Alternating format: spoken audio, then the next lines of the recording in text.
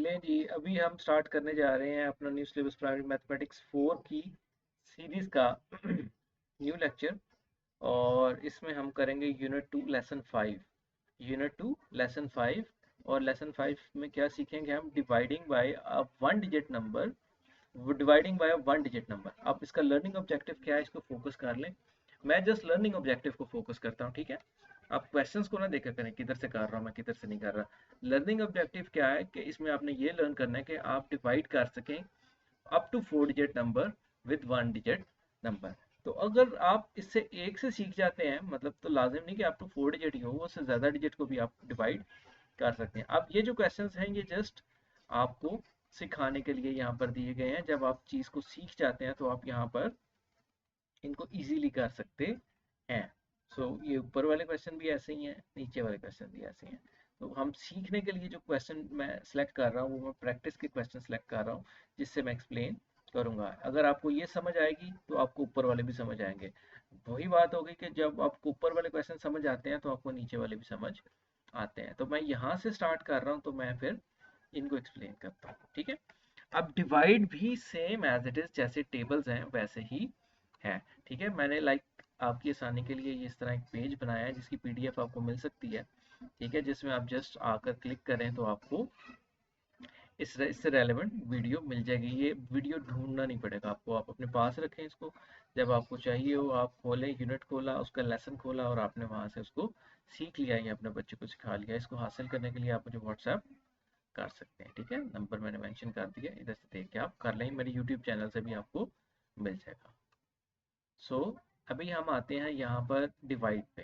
Divide का भी ताल्लुक डिवीजन के साथ, मतलब मल्टीप्लिकेशन टेबल्स के साथ ही है, लेकिन ये एक दूसरे के ऑपोजिट होते हैं। डिवाइड का आप नंबर, मैंने जैसे मल्टीप्लाई का बताया कि आप राइट साइड पे लिखेंगे, डिवाइड वाला नंबर आप लेफ्ट साइड पे लिखेंगे, ठीक है।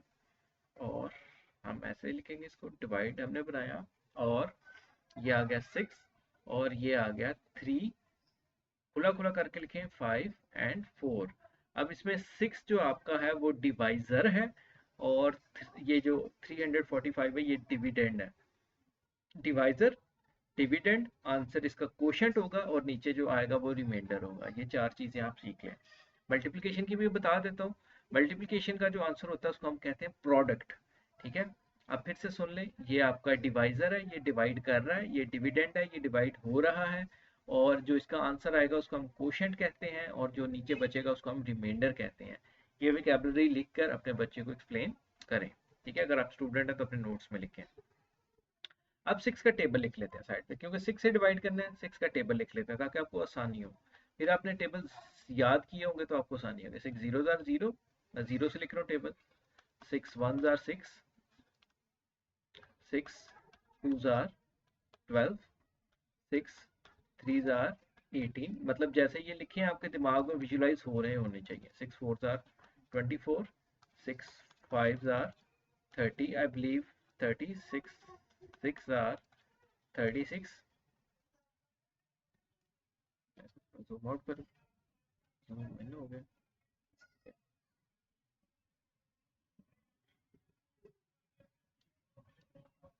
ये 36, और ये ज़्यादा ही लंबा हो गया हमारा। चलो, 6 सेवन जार 42, 6 एट जार 48, 6 नाइन जार 54, और 6 टेन जार 60। इसमें डिवाइड में आपको लिखने की जरूरत नहीं है, ठीक है। अब ये इस तरह टेबल आपके ब्रेन में बिल्कुल बैठा होना चाहिए, आप इसको विजुलाइज कर सकें, ठीक है। अगर आपको नहीं आता तो लिख लें शुरू शुरू में, कोई इशू नहीं है। अब देखें, आप इन डिजिट को ग्रुप ना करें, ग्रुप के चक्कर में भी बड़ा मसला मसाइल होते हैं। अब देखें 6 के टेबल में 3 आता है कि नहीं? नहीं आता। उससे छोटा डिजिट आप लिख सकते हैं। तो 6, 3 से छोटा डिजिट हमारे पास 0 है। मैं यहाँ पे लिखता हूँ 6 जीरो दा 0। अब यहाँ पर लाइन आ जाएगी, आप सब्ट्रैक्शन करते हैं इसमें। तो 3 में से 0 निकाले 3, और हमेशा एक डिजिट, एक स्टेप के बाद एक डिजिट नीचे उतर आता है। यहाँ पर अब हमारे पास आ गया 35। हम यहाँ पर ढूंढते हैं, ये आ गया 30 और ये आ गया 36। तो 35 इन दोनों के दरमियान में है। सो हम 36 नहीं लिख सकते, बड़ा नहीं लिख सकते, छोटा लिख सकते हैं। तो मैं यहाँ पर लिखेंगे 6 5 टाइम 30, मैंने 30 लिखा, सब्ट्रैक्ट करेंगे। सब्ट्रैक्शन वैसे ही जैसे आप नॉर्मली सब्ट्रैक्ट करते हैं, डिजिट के नीचे डिजिट लिखा करें। मैंने देखें जहाँ पर डिजिट 5 उतरा है वहाँ ही लिखा है, जहाँ पर 3 उतरा है वहाँ ही लिखा है। अब 0 5 में से 0 निकाले, 5 आ गया, 3 में से 0 निकाले, 0 लिखने की जरूरत नहीं है अब, क्योंकि थर्ड स्टेप है। हर स्टेप के बाद एक डिजिट उतरता है, 5 उतरेगा। अब टेबल को चेक करें, ये 6 9 54 आपके पास आ गया, 6 9 54। इसीलिए मैंने कहा था कि इसके आगे कुछ भी होता तो वो ऐसे ही चलता जाता, तो आप उसको ऐसे ही चलाते जाते। सपोज मैं यहाँ पर लिख लेता हूँ 18। ठीक है, ये तो क्वेश्चन यहाँ तक खत्म हो गया, मैं इसको थोड़ा और बढ़ा लेता हूँ। अब नीचे क्या उतरा, 1। इधर तो कुछ नहीं उतरा क्योंकि 0 0 आएगा। अब 6 के टेबल में 1 नहीं आता। आप फिर लिखेंगे छोटा नंबर, देखें क्यों नहीं आता, छोटा नंबर आता है। 6 0 0, माइनस करेंगे हमारे पास 1, और ऊपर से उतरेगा, एरो लगा के लेके आया करें नीचे तक, 8। 6 3 18। सो ऑन, आप ऐसे ही चलते जाते हैं। ये है डिवीजन, वो मुश्किल काम नहीं है। आपने टेबल याद करना है, टेबल याद आता हो, आप नहीं याद आ रहा तो आप लिख लें, इसमें परेशान होने की बात नहीं है। वक्त के साथ चीज़ें आहिस्ता आहिस्ता आ जाती हैं, जैसे हम यूज टू होते हैं तो चीज़ें हमें आना शुरू हो जाती हैं। हम शुरू शुरू में छोटे से बच्चे से एक्सपेक्ट करते हैं, डांट है लापरवाही की, कि आप सीख नहीं रहे, आप सीखने की कोशिश भी नहीं कर रहे। ठीक है, इस तरह कभी भी नहीं आता, कॉन्सेंट्रेशन के साथ मैथ आता है। अब मैं फिर से देखूं, हमारा डिवाइजर है 7, हमारा डिविडेंड है 2 0 9 3। मैंने ज्यादा इधर करके लिख लिया, अब इस तरफ करके लिखें, डिवाइड इस तरफ को बढ़ता है। अब हम स्टार्ट करेंगे टेबल के साथ।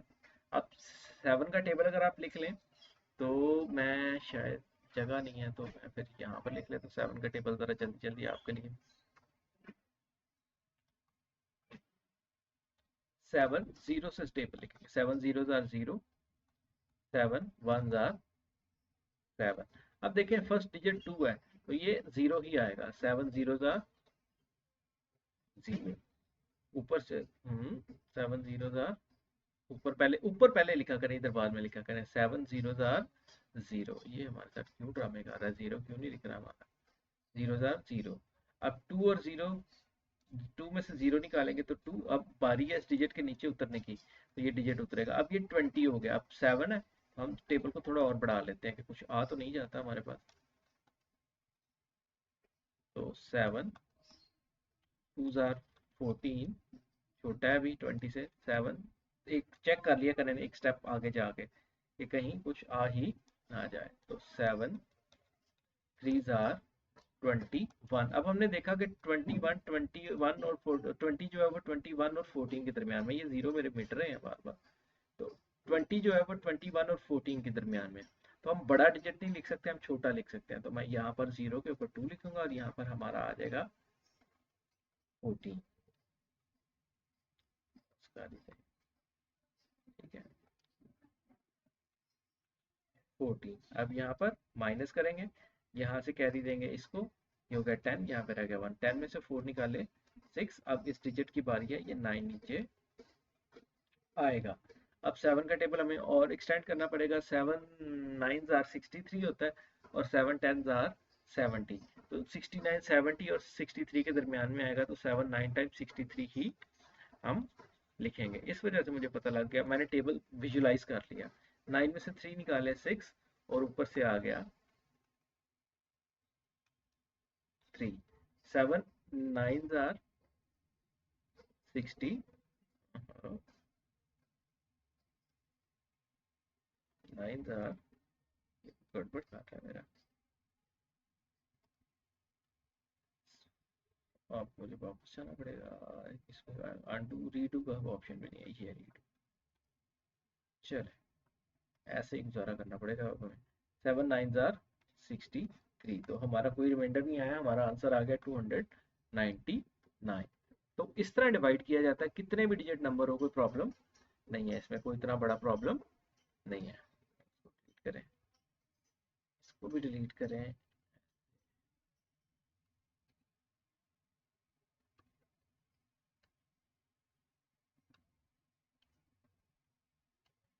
रेजर यूज कर लेते हैं यहाँ पर।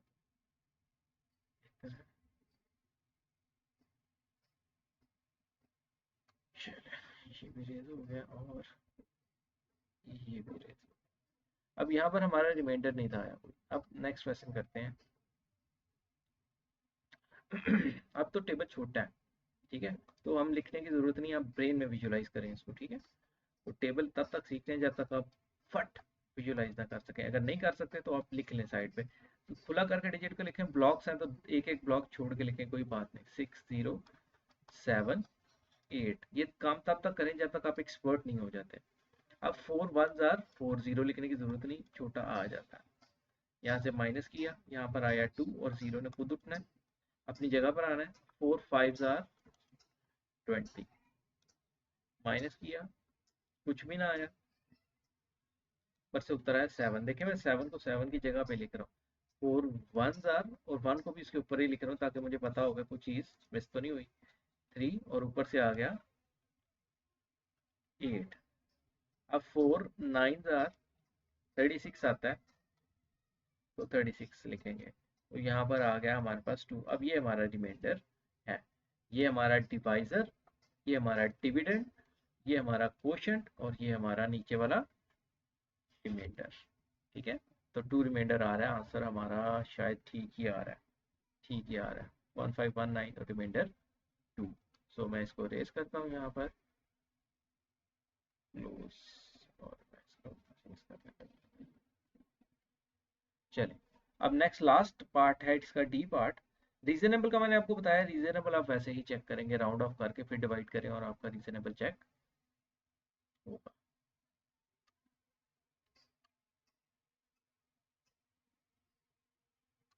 अब आ गए हम यहाँ पर,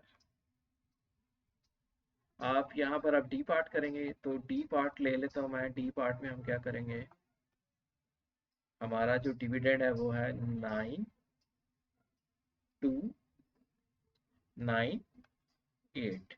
आप टेबल लिख लें और फिर उसको विजुलाइज कर लेंगे, बल्कि यहाँ पर छोटा कोशिश करते हैं, लिख ही लें। 9 0 0, 9 1 9, 9 2 18। तो यहाँ तक लिखते हैं, फिर बाकी बात में देखते हैं। अभी तो हमारी 9 1 9 इजीली आ रहा है, 9 1 9, ऊपर से आ गया 2।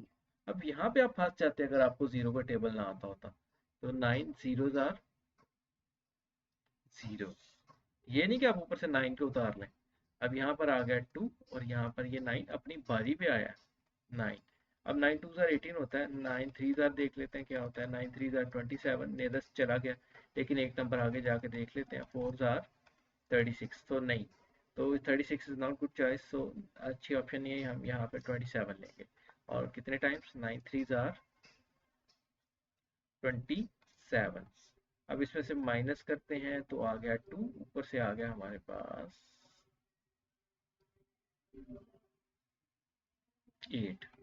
Again 27 is good option, 9 3 27। Minus किया, हमारे पास रिमाइंडर आ गया 1। सो उसने आंसर में ऐसे लिखा है कि ये हमारा कोशेंट है और ये हमारा रिमाइंडर है। आप इनके आंसर्स की पिक्चर भी ले सकते हैं, तो आप ताकि करवाएं तो आपके लिए इजी हो। सेम वे नीचे वाले क्वेश्चन करते हैं, ठीक है, बहुत आसान है, इनको करते हैं। सो अभी सेकंड क्वेश्चन को स्टार्ट करते हैं। तो सेकंड क्वेश्चन का पहला का पार्ट है, वो 168 को 4 से डिवाइड करते हैं। सो वेरी इजीली हम इसको कर देते हैं, 168 को 4 से डिवाइड। ग्रुपिंग के चक्कर में नहीं पढ़ रहे, हम लिखेंगे 4 0 0, 1 आ गया और 6 आ गया। 4 4 16, रिमाइंडर कुछ नहीं आया, नीचे 0 0 लिखने की जरूरत नहीं है, 8 लिख लें। 4 2 8, माइनस किया, हमारे पास आंसर आ गया। नेक्स्ट है बी पार्ट, 9 9 8 डिवाइडेड बाय 9। 9 1 9, कुछ नहीं बचा। अब यहाँ पर ये वाला 9 आ गया, 9 1 9, कुछ नहीं बचा, नीचे आ गया 8। अब ये रिमाइंडर नहीं है, ये गलती नहीं आपने करनी, ये रिमाइंडर नहीं है। अभी डिवाइड करें पहले इसको, 9 0 0, क्योंकि 9 1 तो 9 होता है। अब ये रिमाइंडर है जो बचा, रिमाइंडर होता है बचा हुआ, उतरा हुआ नहीं होता। ये भी बहुत बड़ी गलती है जो हमारे यहाँ पर बहुत ज्यादा होती हैं। तो हमारे पास आ गया 110 क्वोशिएंट और 8 रिमाइंडर। मैं इनको थोड़ा रेज कर लूँ।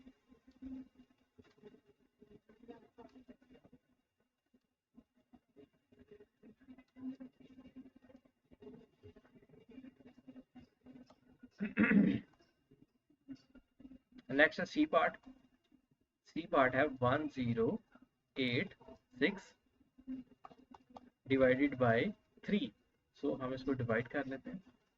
1086 डिवाइडेड बाय 3। देखें 3 जीरो आर जीरो। मैं ग्रुपिंग नहीं कर रहा, मैं इस चक्कर में नहीं पड़ रहा कि ग्रुप करेंगे, हम ऐसे करेंगे, हम वैसे करेंगे।